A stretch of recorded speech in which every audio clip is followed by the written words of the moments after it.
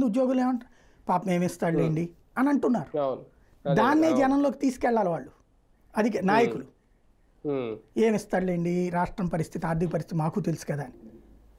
ఇంతకుముందు మరి అప్పుడు ఆర్థిక పరిస్థితి ఎట్లాగే ఉందని తెలిసి అప్పుల పాలయ్యి ఉన్నారని తెలిసి కూడా ఎట్లాగ మాకు జీతాలు ఎక్కువ అని అడిగారు వాళ్ళు. అంటే ఇక్కడ రాజకీయ కోణంలోనే సంఘాలు నడుస్తాయి, ఉద్యోగ సంఘాలు.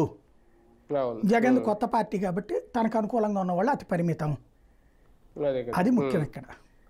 లోకేష్ మార్క్ ఈసారి పాలనలో బలంగా కనిపిస్తుందా సార్? ఒక రెడ్ బుక్ అంశమైనా, ఆయన మాట్లాడుతున్న విధానమైనా, అధికారులు భయపెట్టే విషయంలో మొత్తం లోకేషే ఒక పెద్ద స్కెచ్ చేసుకునే వచ్చారు ఈసారి అన్నట్టుగా ఆ మార్క్ చూపించుకుంటున్నారు ఆయన. లోకేష్ నిర్మాణాత్మకంగానే వెళ్తున్నాడు నేను అబ్జర్వ్ చేస్తున్నంత వరకు.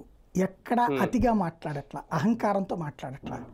రెడ్ బుక్ గురించి రెచ్చగొట్టినా రెచ్చిపోవట్లేదు, చట్టం తన పని తను చేసుకుపోతుందని నేను చెప్తున్నాడు.